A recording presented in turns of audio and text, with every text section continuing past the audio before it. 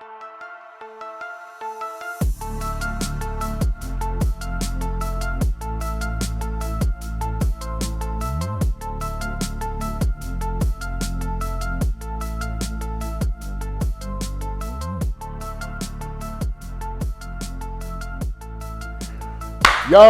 welcome back, yo. Listen, this is our second season, and this is the 19th episode of The Final Bell.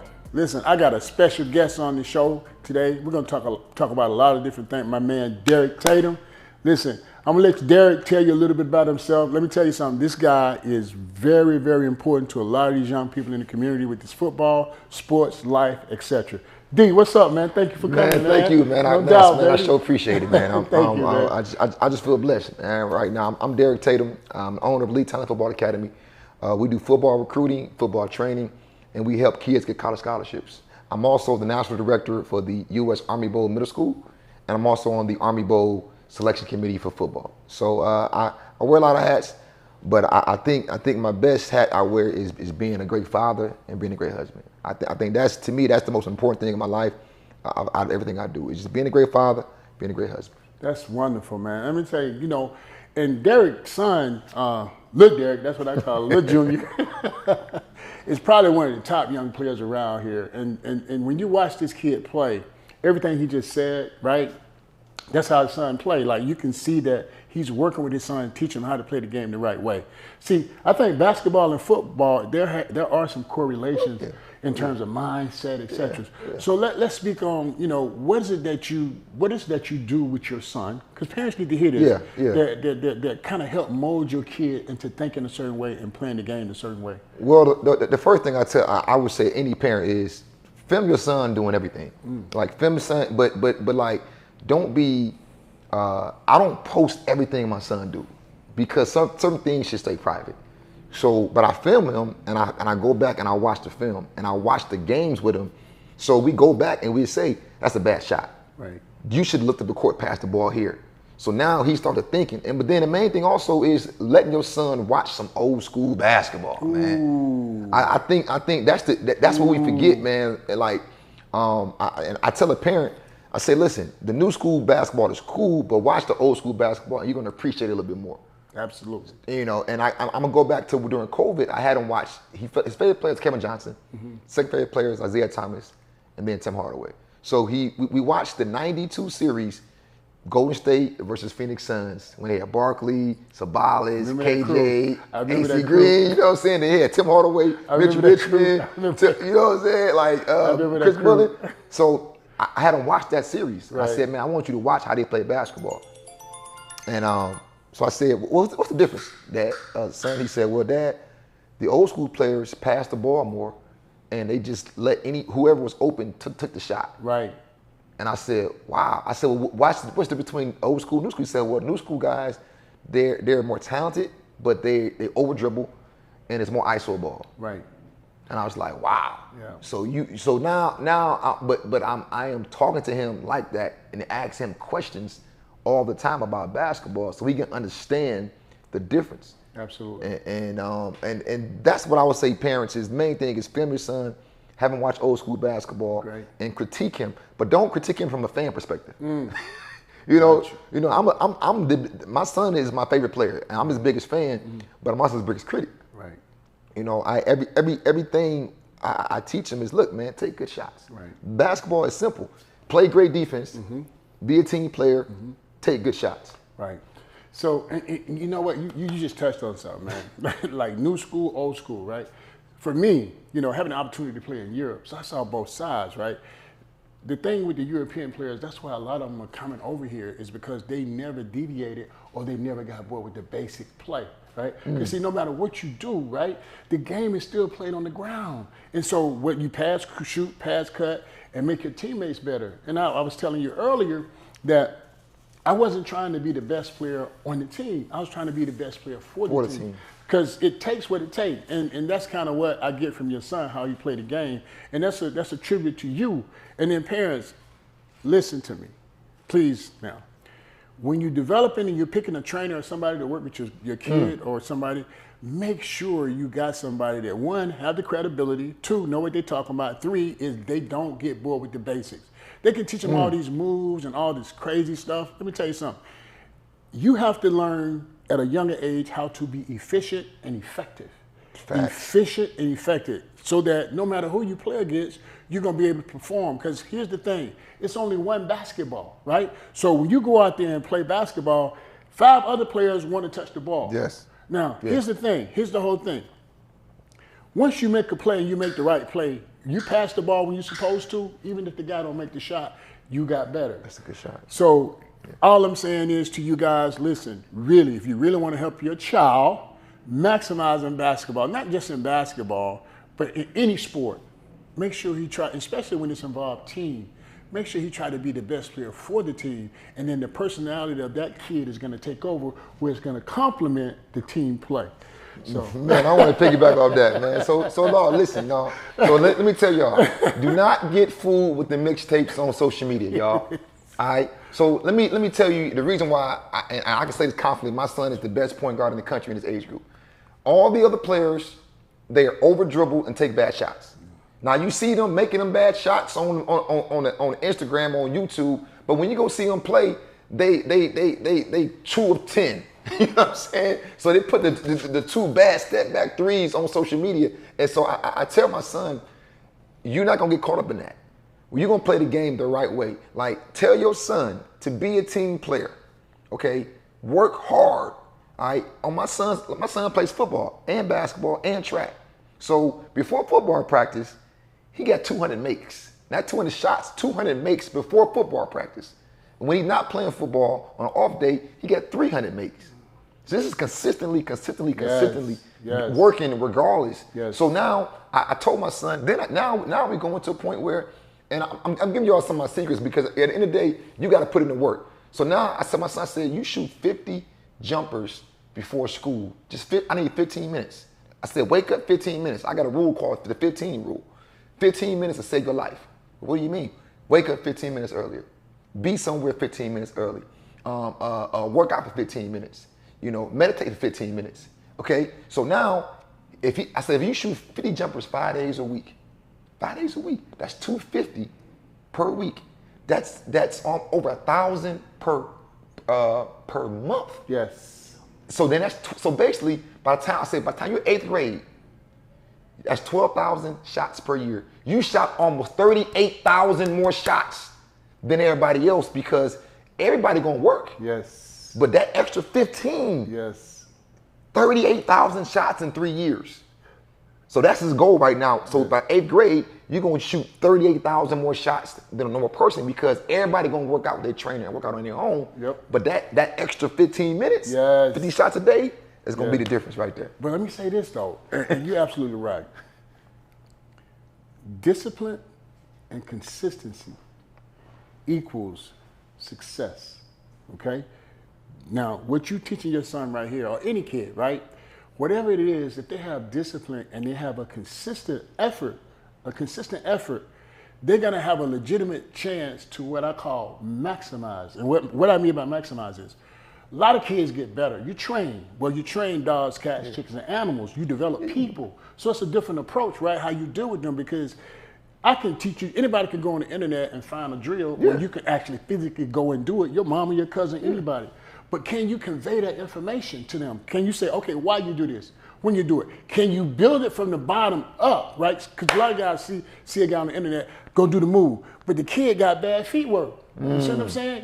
So now you're putting the carriage before the horse, and you wonder why the kid get in the game and he got to think about a move that you just taught him, as opposed to building his feet, putting his brain in his feet first now, and then put the moves on top of it, and so that his personality take over. Yeah. And so I think that's one of the biggest mindsets, because I've been doing this for about 30 years. And so I've seen it come, I've seen guys come, I've seen guys go, and I've seen so many kids come in where people stamp them and you don't hear no more from them. I seen McDonald's All-Americans come in, stamp. You don't even know where they're at right now. It's because they got bad information. So my point to you is, facts. so get with people that have, background, that know what they're doing, that's passionate, but first and foremost, good people, right? That's the most first. Yes, who care about your kids. important. And then just gonna give them the right stuff. Now here's the catch.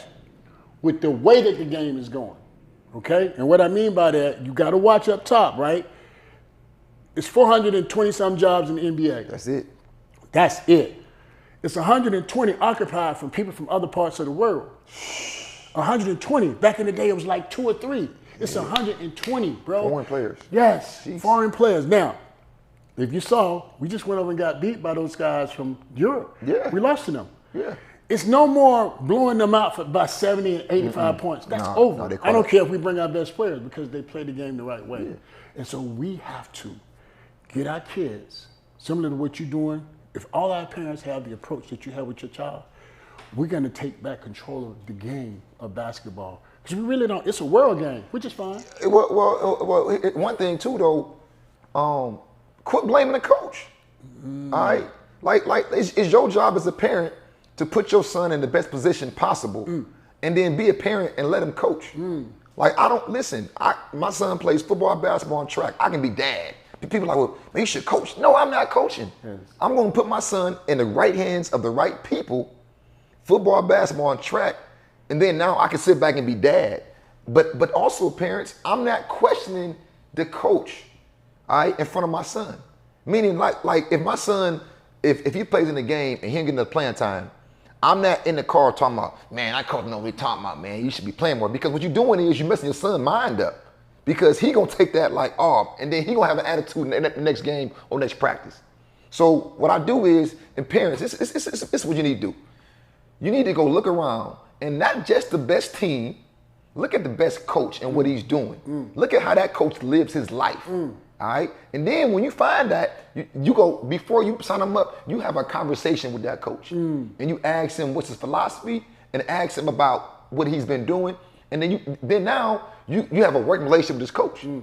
So now, if something goes wrong, you can be able to pick up the phone, not after the game, okay, not after a loss. A day later, you call a coach up and say, Coach, can I talk to you for a few minutes? And now let's see what happened. And he's gonna tell you, but you can't come in with an attitude. You can't get mad at him because your son ain't playing right. If your son isn't prepared, okay, then you can't be mad at the coach for not playing your son. Exactly. Man, you just said a mouthful. Nuggets, baby, nuggets. Because I go through a mouthful. And see, that is so true. Because look, man. And I don't like it when parents come to me and talk about the coach. Because look, I'm in this business, right? I'm in this business. A lot of these guys doing this voluntarily. They're volunteers. Yeah. And then also the other thing is jumping on the referees, right? No. That's a whole nother beast.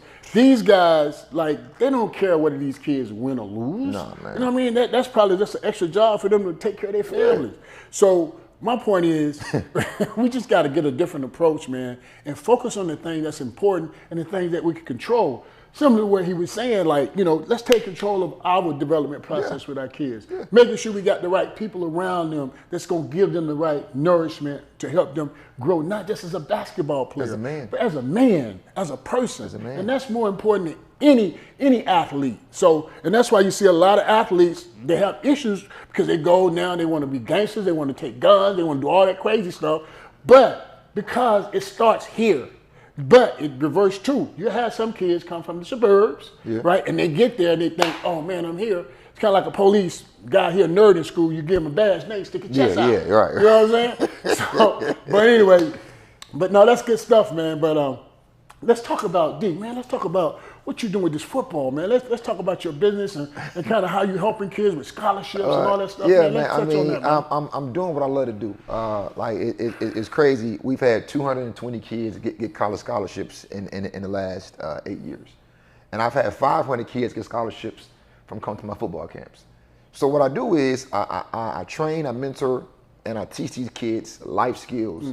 And the thing is the right people are attracted to me because of the energy that I bring. So like for instance, when I get most of these kids, and I say almost all my kids, when I get them, they have no offers or no exposure. So we build their brand up, not just training them physically, training them mentally, teaching them social media, teaching them how to dress. Again, when we go on a college visit, we wear polo collar shirts, khakis, and hard bottom shoes. every time. Because I tell them, like most people going to college visit, they wearing flip-flops, they got on hoodies. I said, no, this is a job interview for a Fortune 500 company. Absolutely. So how would you dress at a job interview for a Fortune 500 company? So when we come in, they always say, man, y'all the best dressed. All my kids, I give them a script on what to say and questions to ask. So when we come in, we're not just, yes, sir, no, sir, the whole time. We are engaging with them, asking conversations, asking questions. So now they like, oh, this kid is different. You know, like we're not just taking a picture and saying I had a great visit. We're taking a picture and we follow up with that coach. And that's what is missing. See, everybody believe, oh, my son good, he won't get found. Man, with the transfer portal, it changed it all. Ooh. You got to recruit the school. Yes. You know, you got to recruit the school. So but your son has to have the attributes for the school to be recruited. So again, you got to be good grades. You know, you got to have a good personality, clean social media profile. And now I'm teaching that every single day with my students. You know, we got a mentorship class for the students. I got a recruiting class for the parents because the parents don't know. Right. Most parents, here's what most parents do. Here's what y'all do. You go on social media, you find whoever got the best kids, and you go to that guy. Now just because a guy got a bunch of kids with offers, D1 kids, don't mean he's the guy. If a guy's really Power 5 or D1, he probably Power 5 with or without me. That's right. All right. Facts. So like you can't like look at a guy that got a Division II, a guy in a Division II school, because you know what, that guy that at the D2 school, he had to work for that. Yes. So that means he had to be developed. So like you can't just go one because a guy got a bunch of kids. You got a guy that's teaching these kids how to be better men on and off the football field. Absolutely. And that's, to me, that's the main thing. And that's what we do here with football. Same thing you do with basketball. Mm-hmm. And that's why me and you connect, because we're doing the same thing in different sports. Yep, absolutely. And that's beautiful, D, man. I'm gonna say this too, man. Like a lot of these kids get stamped with that 5-star, 4-star, and they start believing the hype, right? But when you go on them campuses, guess what? That don't mean nothing. Nothing. That don't mean nothing, bro. Because everybody there getting it in. And let me tell you something else. Nowadays, because of what you said earlier, D, that transfer portal threw a wrench in the game. Average age of a kid playing football or college sports right now is 22 years old. It's 22 years old, right? Some of these guys, I've seen some teams, they got guys on there 24, 25 years old. Yeah. And so now you 17, 18, never had experience playing, being around older guys like that. So the maturation piece, like a lot of guys, the 5-star guy, they go into school now, they red shirting. Yeah. They red shirting. So my point is this, don't believe the hype. Stay focused on the work and the process, man. Like D doing with, I mean, I love what you're doing. Like overall, like the whole thing, the mentorship, the training, the development, all the things that you're doing, man, is so much needed for our young people, man. And that's one of the reasons, man, that I really wanted you to come on the show, man, just to talk to these parents. But I want to say this to you, and I want you to touch on this too, D. In terms of having the right mindset, how important it is, not just for the kids, but the parents, and to be realistic, have realistic expectations for your child. I'm glad you said that. Help me. Help me, brother. So listen. Help me. I have a daughter and a son. My daughter's older. My son is younger. They have two different personalities. All right. Now, my daughter is All-American in track, 4-time All-American in track, number 1 in the state in 800, number 4 in the 400. All right. But her mindset isn't like my son's mindset.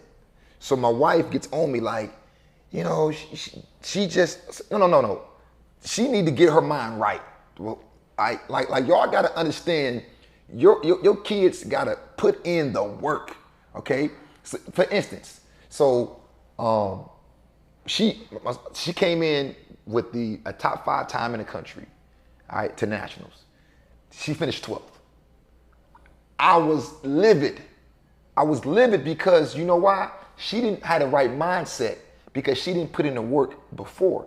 She worked hard, but everybody working hard, y'all. You got to put in that extra work.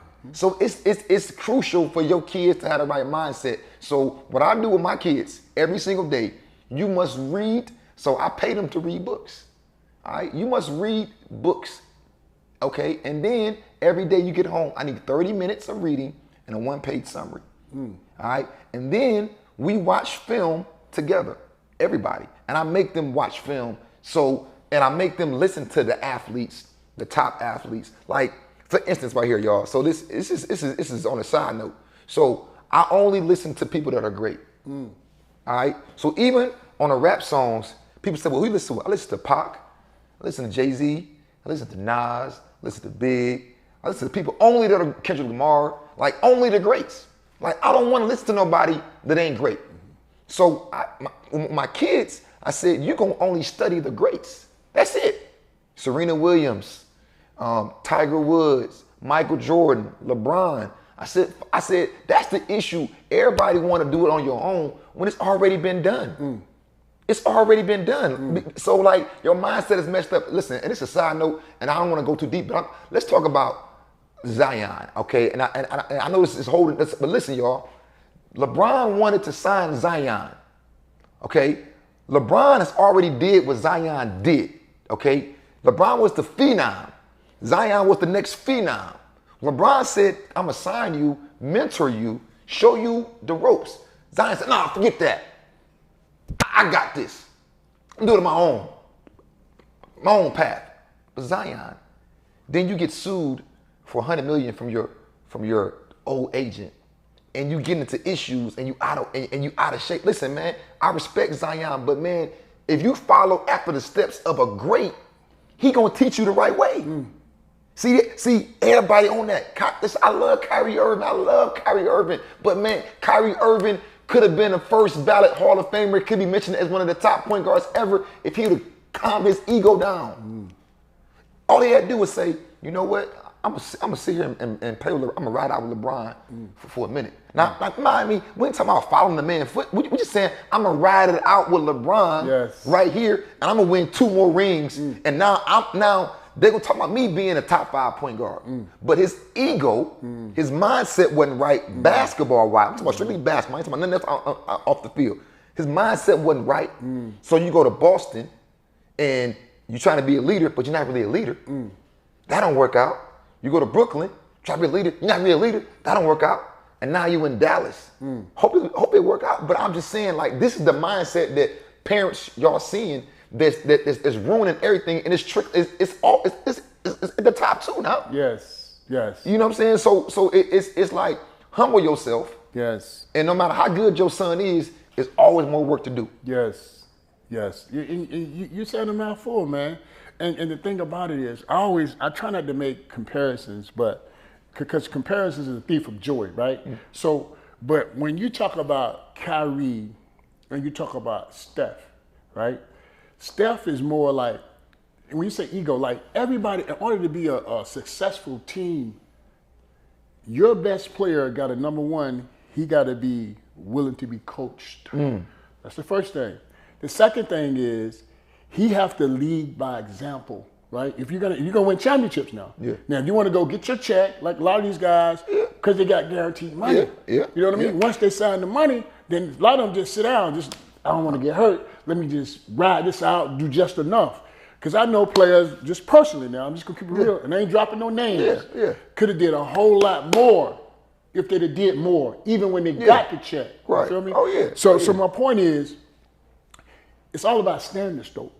When you think about it, it's all about personal standards, okay? What is your standard? What is your level? Like when I first went to Europe, example, real quick, like I was scoring so easy, I ain't had to shoot.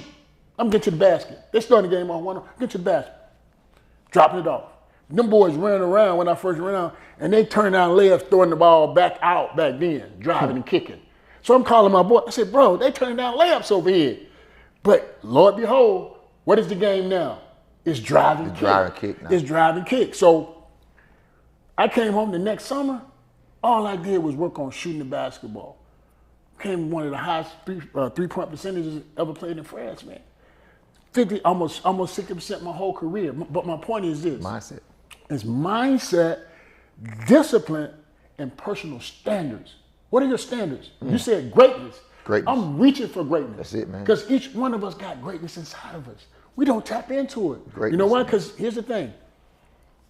Everybody want it until they figure out what goes into getting it. Everybody want the glory, man, but they don't want that story. They don't want that story. They don't want that story, man. They don't want that You know what I'm story. saying? Like, see, in your position, you being a basketball guy, so you know some things. You know, you can't say certain names. Me, listen, man, I can say some names, man, about basketball guys, because I ain't got no affiliation with none of them. You know what I'm saying? I'm just saying, like, your mindset got to be right of just understanding where you at in life, Yes. and what you want to do. Somebody already did it. Yes. You know, just model what they like. Just model what they doing. Like, you ain't got to do exactly what he do, but just model greatness. Yes. Like, why wouldn't I want to follow after, a Tim Duncan, Yes. or LeBron or a Michael Jordan? Like, why wouldn't I? Like, Yeah. I'm gonna do my own way. Like, do your own way. It's already been done.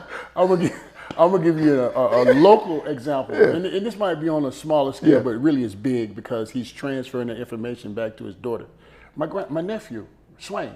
Okay. That's my nephew. So what he's done, he watched everything. He's duplicating what I've done. So he have a Swain basketball academy, which is doing really well. His daughter, she's probably top 4 or 5 in the country. She had close to 35 offers when she was an 8th grader, 9th grader. So she's a monster. Yeah. So she just played on the USA team, Haley Swain. She got the gold medal, 16U. And my point is this. When we talk about standards, right? When people are watching you, see me, you can talk me to death, but I'm watching your actions. What are your actions? What are your actions? Like, how do you treat people around you? How do you treat your family? How are you with your kids? You know what I mean? How do your kids love you? Because see, here's the thing I know. The fruit don't fall too far away from the tree. Facts. You know what I'm saying? Facts. And so when I watch parents, guys come in, blah, blah, blah, blah, blah, blah, blah, but then guess what? You have no relationship with your daughter. You have no relationship with your son. You know what I mean? So it's just a lot of things, man, that goes into this when you're trying to be successful. And it helps too, D, to have both parents. No, that's a fact. Well, see, you say that right there. So let me tell y'all. So in football, people don't know, Atlanta area is the #1 recruited area in the country now. It used to be South Florida, and I'm just no other places around the country. But the reason this is what a college coach told me. He said, "Man, listen, the reason I love recruiting kids from Atlanta area," he said, because most of them are 2-parent homes. He said, so we have less off the field issues. So this is to all you dads, all right, all you dads that got a son out here or a daughter out here, man, get in.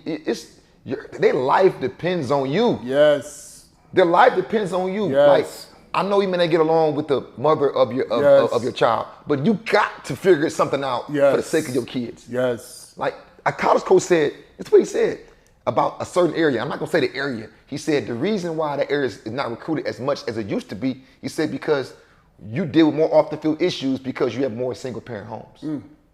He said, so I'll take a kid from Atlanta area, may not be as good as that kid talent wise, but he's gonna be more consistent. Because the great coaching and 2-parent homes. Yes. So listen, I talked to Deion Sanders, and I asked him, I said, what are you looking for? And I heard the same thing. He said, what they're asking is, what's his family life like? That's the #1 question now. Yes. Y'all don't get this. Yes. I'm telling y'all, I was sitting at a recruiting seminar with a bunch of colleges, and I'm sitting back, and I heard the question, what is his family life like?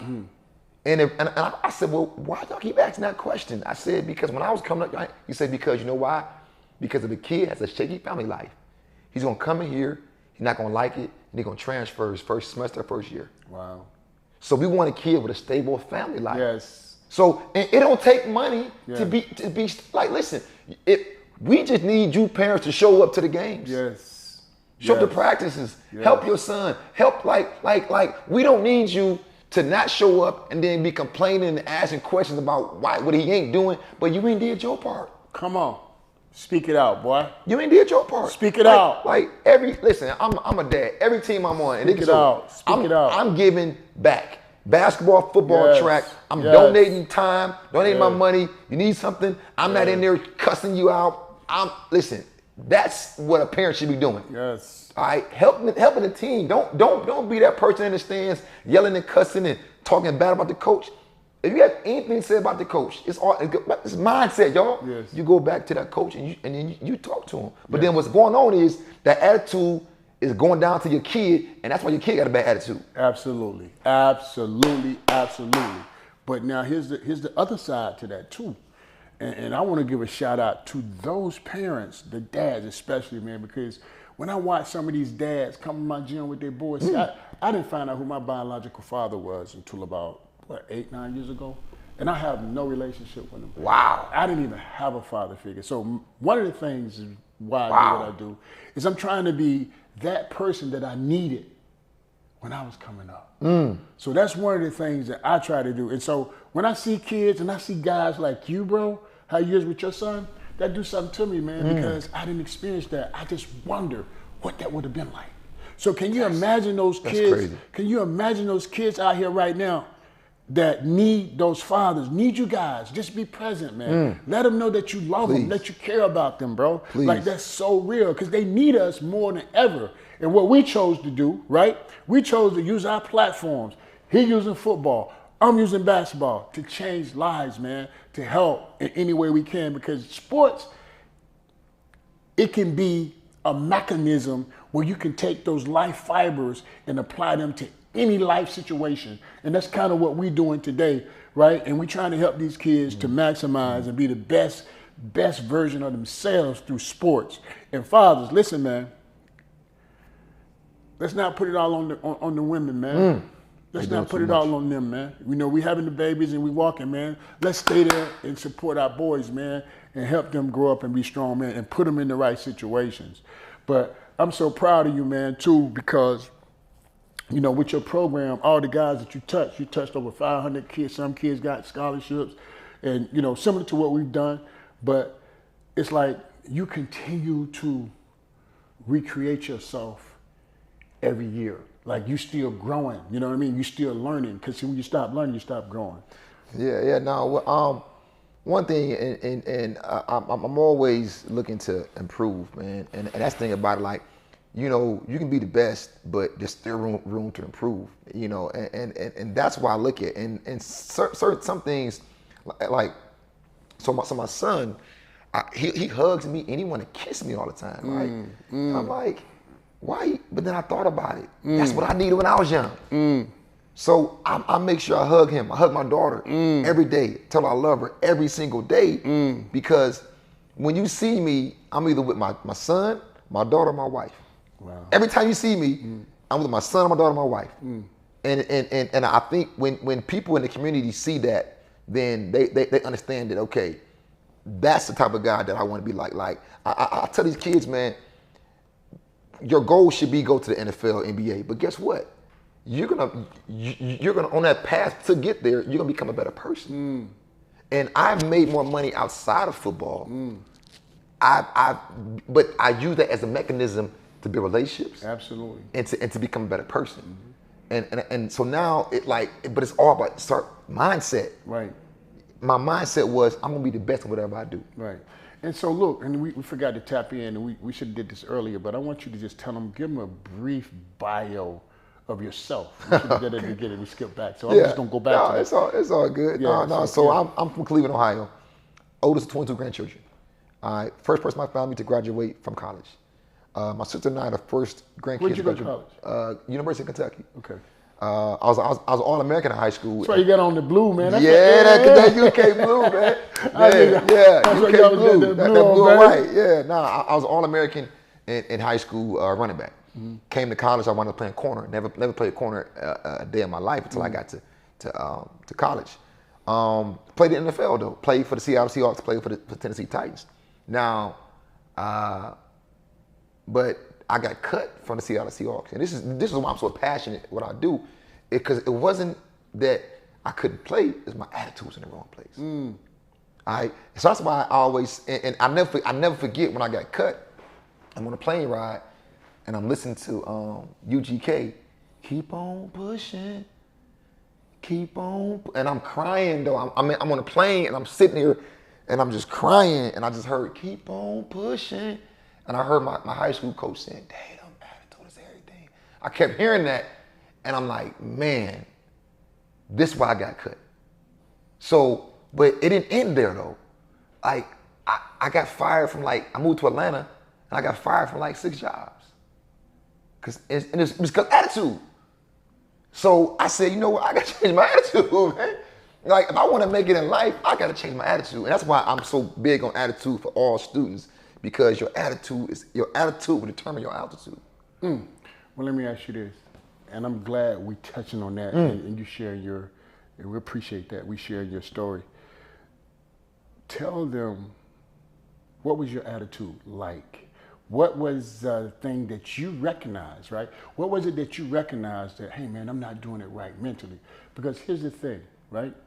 A lot of people don't control what they think about. Because if you can't control your thoughts, you can't control your actions. Therefore, you can't control your destiny. See what I'm saying? So what are those things? And because you want people to be conscious of what they think about, so they don't make those same mistakes, man. So I was always cocky, and not arrogant cocky, but a little cocky, and I always played with a chip on my shoulder, which was a detriment to me. Like to a point where the reason I got cut potato was because I got into a fight with a starting D lineman. Now, his fights happen all the time, but I could have de-escalated the situation. But me being from Cleveland, and guys, it's business. It ain't like once you get to college, it ain't no game. It's business. So when you hit a locker room guy, you gotta be a locker room guy. So I was to myself, and I could have, and that's the reason I got cut. And going into the workplace, I'm thinking football, because football right now, if a kid gets an argument with his coach, what are you gonna do to him? Make him run some laps? He may sit out a half.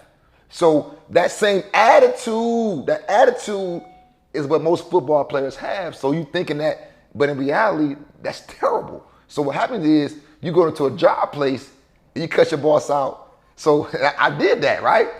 I came back to work the next day and he what you doing here? No, you going home. I'm like, what? It was a mini argument. But my attitude wasn't in the right place still. Wow. So somebody told me this when I was 20 years old, never forget, because it's affected me to this day. He said, either there you're gonna be humble or you're gonna be humbled. You're gonna be humble or be humbled. And I'm like, wow. Yes. Wow. So that's why I am, my son is a star player, my daughter's a star, but I am forcing them to be humble through this process.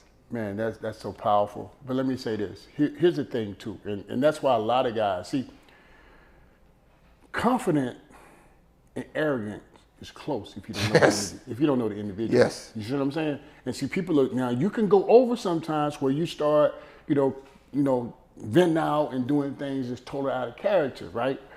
But they're close. And so people don't know you, they can interpret, oh, he's a bad guy, but really you're just highly confident. Yeah. So, but here's what I would say, man, and I had to learn this. When you have a servant heart, I don't use the word humble no more. I used to use that all the time. Let me tell you why I don't use it no more. Because it's almost like a lot of times I'm apologizing for my greatness and all the hard work that I've done. So I don't use it no more. I replace that word with grateful. Grateful. I'm grateful, man. I'm so grateful because everything that I have, I know it's not me.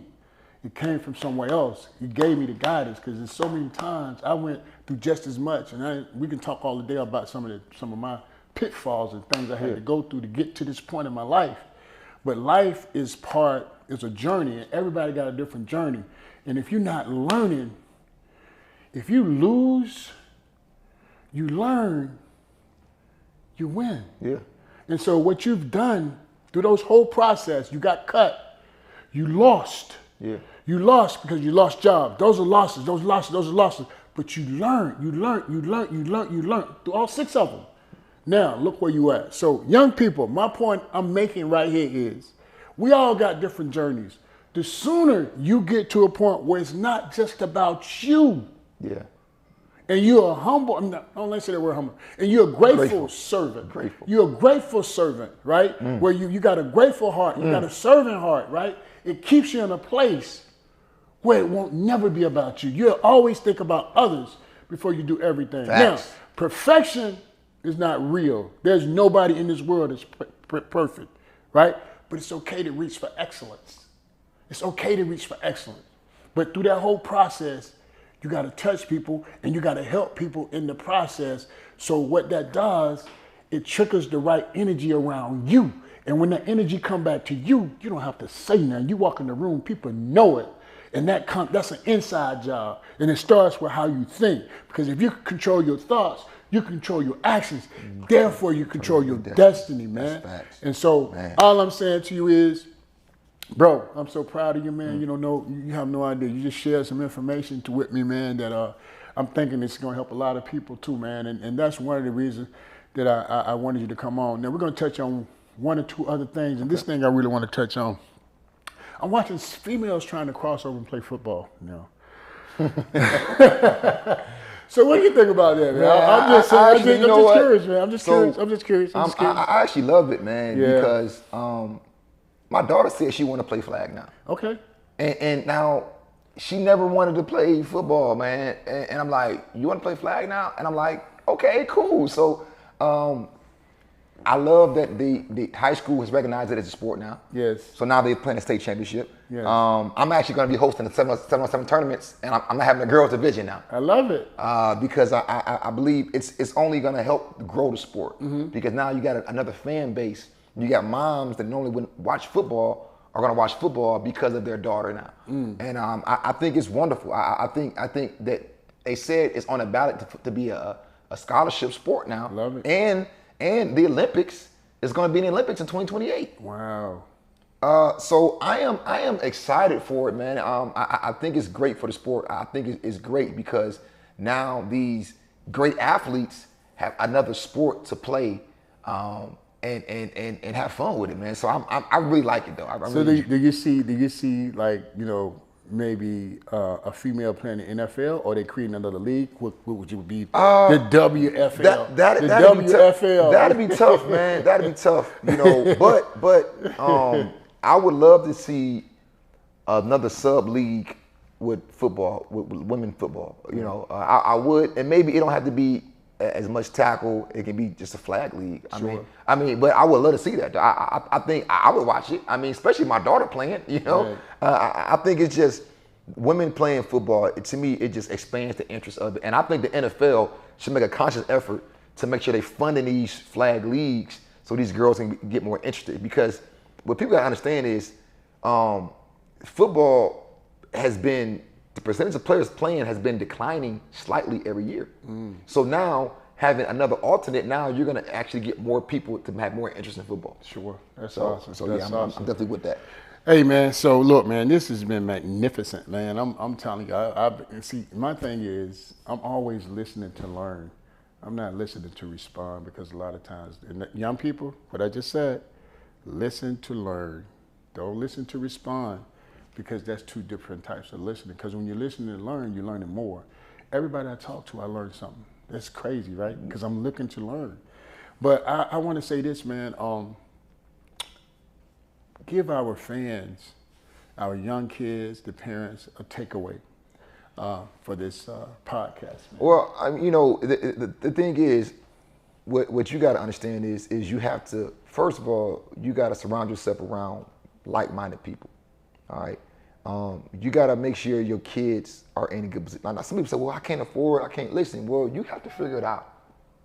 All right. You got to figure it out. Like, my whole job is to take care of my family. You know, like, my whole job is, it's like whatever I do, it revolves around my wife and my two kids. All right. So I got to figure out a way to make sure my son is around good people.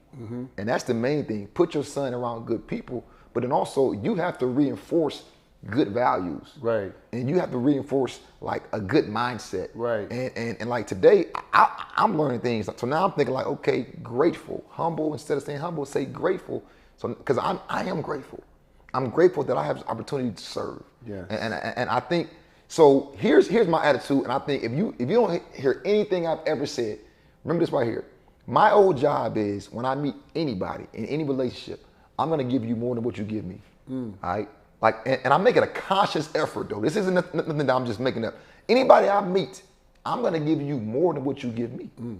And I feel like if everybody did that, so now you're gonna try to outgive me. And then when you meet somebody else, you're gonna try to outgive them. And now everybody's gonna be in a situation of trying to serve and outgive somebody, and nobody's taking. Wow, man, that's big time. Nobody's taking. That's big time. And you hear what he just said? And that's why you have to stay open. Because when God gives you something and you close your hands, nothing can go in and nothing can come out. So you got to stay open so you can give. And God and the universe will always make sure you have Facts. your needs, man. So having said, man, this was big time. Oh, man. We helped a lot of folks, man. It's fun, man. Man, I'm just here to help people, man. I'm here to serve, man. And That's it, man. I just feel like, man, if parents just get out of their own way, man. Yes. Let your son play, make him work hard, have some values, set some standards, put him around good people, you're gonna be in a good situation. Y'all heard it. Mr. D. Tatum. Hey, thank you. Thank you again. Until next time, we'll see y'all. Peace out. Thank you. For sure, bro. Big time, baby.